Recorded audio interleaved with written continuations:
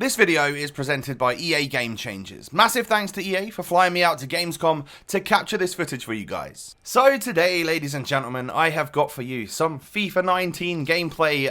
It's a Champions League group stage match, actually. So when I was at Gamescom, there were a couple of different builds of the game. A couple of different stations that we were on had different builds. So this particular build, I believe, is like the demo of the game. That had less game modes available, so I couldn't necessarily play house rules or any of the survival or anything like that against other people. However, I could play with the Champions League theming, as you can see right here. Looks pretty awesome. All the GFX and stuff are changed for the official license of the Champions League, and the stadiums look different and stuff, and of course all the players will have Champions League branding on their shirts and stuff. And that leads me to the other thing. This particular build of the game had the latest kits, so you'll notice that this is Juve's new shirt, same for Bayern and stuff like that, whereas you also see some gameplay from me, and you will have already seen some gameplay from me if you haven't, if you've already watched some of the FIFA 19 vids that I've done, where I'm in like Juve's old kit or Man City's away kit from last season and stuff. Now, that particular build of the game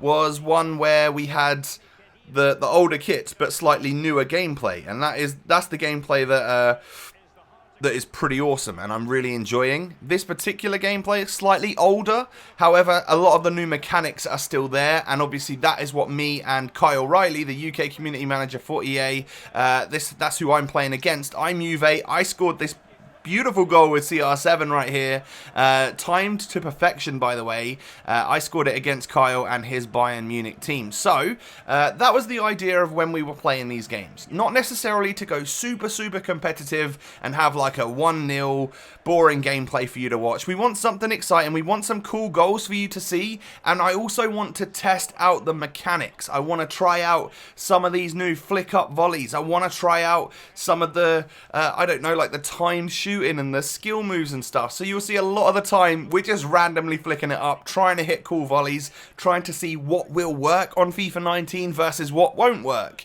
And to be honest, what you just saw there, which was Kyle hitting a weak foot off-timed volley from distance, I mean, obviously that's not going to work, Kyle. What are you doing, mate? But I will of course leave a link to Kyle's Twitter down below in the description. Make sure you go and follow him for lots of EA FIFA 19 updates and all of that good stuff. And of course, he's just generally a good guy to follow on Twitter. We all love Kyle, really. So Douglas Costa scores another beautiful goal for me. It was Ronaldo that scored the first volley, and from actually a very similar position but a totally different scenario, I'm able to whip the ball over to him. There was no defender there, as I believe Kyle either pulled it or yeah, he pulled the defender out, as you can see there, leaving a massive gap, and all I just needed to do was flick it over the top, hold that guaranteed volley button as opposed to the player just trying to take like a header or something. So hold LT or hold L2 and your player will go for like a proper volley as opposed to a header, which is then never going to go in from that distance, right? But the other thing to note from that goal I just scored, and you can always pause or rewind it and watch it again if you want, is that I timed it to perfection. And Douglas Costa's a 3-star weak foot player. Like that goal went in on the right foot, aka the weak foot of Douglas Costa. So how did it go so perfectly? Well, that is where the risk reward is going to come in for timed shooting, and someone like Costa who would, if I had have timed that early or too late, or if I hadn't have bothered going for a time shot whatsoever, the chances of that volley going over the bar or into the keeper's hands, or just genuinely me not running away celebrating, would be a lot higher. So there is your reasoning to time your shots, especially if it's going to be on the weaker foot of a player or you're not certain that it would go in anyway. Yeah, if you're one-on-one or you're past the keeper with an open net, yeah, you're not going to necessarily need to time your shot, or you can afford to mess it up slightly. But making sure or trying to learn how to time those balls right, that's where you're going to get those extra goals that you didn't necessarily think were going to come from. So I nearly get through right there. Kyle's on super attack mode or something right now because the defenders are quite high up. But Juve have got a very pacey front three. I played with a 4-3-3, I think it was. And like CR7's up front. Douglas Costa's out on the left. We've got Dybala on the right. Like there's just a lot of pace and stuff going on here. I mean, that's not a very nice goal to score, Kyle. Thank you very much for completely sweating it against me, just to show you that, yeah, sweats are back in the game. Of course they are. Yeah, not a nice one to concede. However, what was I going to do? I'm pretty sure I even gave up on that one just as the ball went through, because I'm like, I can see it opening up for the Sweat. I know he's about to get back into this match. But we are still one goal ahead, and pretty much from kickoff, you'll nearly always see me going for like flick up volleys and stuff, trying to, because if you can time it right, you can like juggle the ball all the way from kickoff to the edge of the box and then hit a volley. You're going to have to time it right and hit those, like you basically press like the R3 button, the right analog stick in, and then you flick the right analog stick directionally and stuff, and that's how you keep the ball in the air as it's in the air. And getting that right at the right pace, you know, where you're not sprinting too much, but you're moving fast enough that you're not walking. That sort of stuff, you can learn it, and that's when you can run down the pitch. And if someone's like an aggressive tackler or an aggressive defender of the ball, where they're like sliding into you and stuff, that's when you can just sort of go whoop and then flip the ball over them, and of course get more of a chance to hit an awesome volley and a crazy showboaty maneuver. Now, I nearly got equalised on then. That was a really, really well-timed shot from Kyle, but I'm pretty sure it was either the weak foot or the outside of the strong foot from Lewandowski. Now, you might want to be asking me, hey, Lasty, he just timed that shot to perfection. How on earth has that not gone in? Well, you press shoot before you press it again, right? So the first time you press shoot is when you're powering up the shot. What Kyle did there was power it up just a little bit too much and then timed it to perfection, so it was always going to hit the bar as the best outcome because he put too much power on it. However, if it was early or late, or if he hadn't timed it at all, that's when you would have seen the ball going flying over the bar, and that shot was never going in unless it takes a crazy deflection or something like that. So that's the first half, and I'm 2-1 up. You know, there's been 3 goals in the first half, not too bad at all. I feel like there's no need for changes or anything, and I hope you guys are enjoying just the gameplay and stuff. I'm going to move on. This is like my 4th gameplay video, so we've done one on the journey, one on survival mode versus Gabe Zarro, and then one on no rules versus Ches. So I've done that, and now of course the Champions League versus Kyle. I want to move on to using a lot of the other clips that I recorded now, sort of for like tutorial style videos. I want to show you guys how to do the time shooting, or when's best to, or how you can help learn it and stuff, and the new skill moves, and showing you how to do them and what they look like when you're pulling them off, and just showing you like a lot of clips, whether it be with some online gameplay and a lot of offline gameplay that I was able to capture when I was at Gamescom. So that's the sort of thing I want to move on to now. So you can probably expect another 4 or so videos from me over the next week.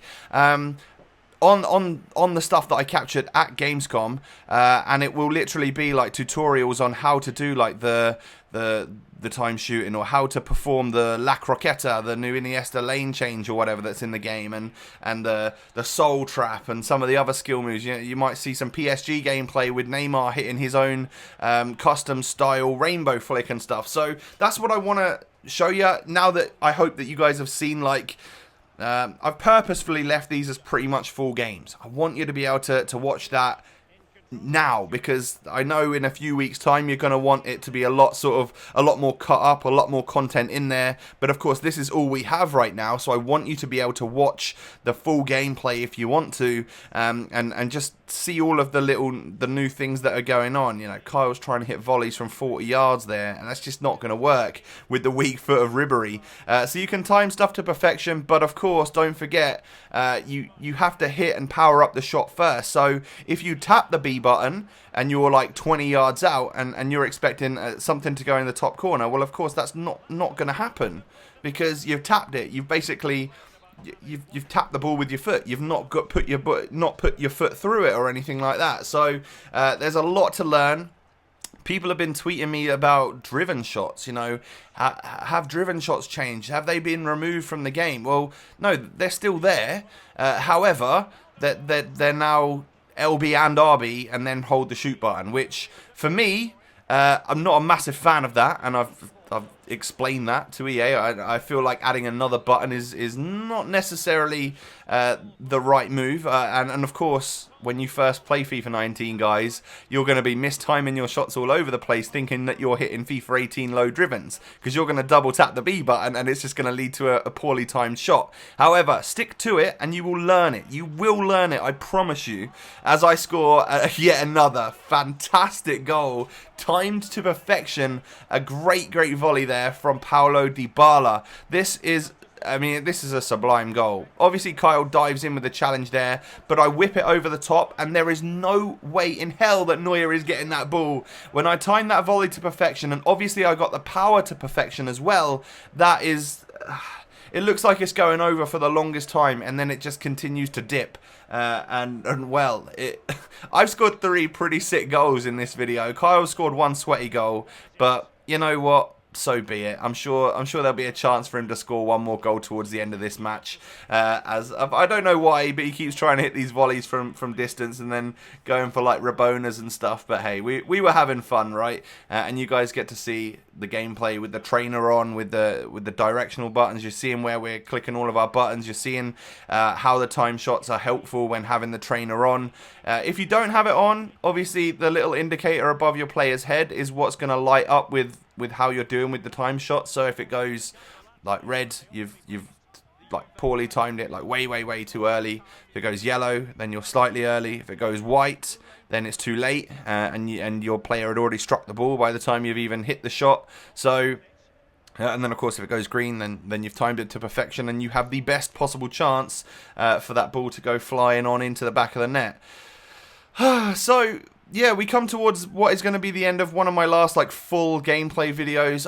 When I get the chance to play FUT sometime in the next few weeks, then I will of course leave up some full length FUT gameplay so that you can see the changes based on like this to then, to when FUT comes out, or whenever I get a chance to play FUT, and then, you know, obviously base that on like the different game speed, and FUT is normally quicker, right? So you'll have slightly different mechanics and the way that the game will play differently and stuff, and obviously that's going to lead to having to relearn time shooting again, because I've learned it on kickoff mode in sort of like an offline, playing on the same console way. Is that going to differ to then playing it online and stuff? We will find out, I guess, over the coming weeks. But I'm 3-1 up here. There's not much time left in the game. Jerome Boateng makes a fantastic challenge, and then that's the first time I think Kyle's hit a time shot right all game long. He does it in the 90th minute, well, 92nd minute, scores a beautiful, very powerful goal with Lewandowski that I think probably wouldn't have gone in if he didn't time that to perfection, because it's not the best, it's not in the best position, right?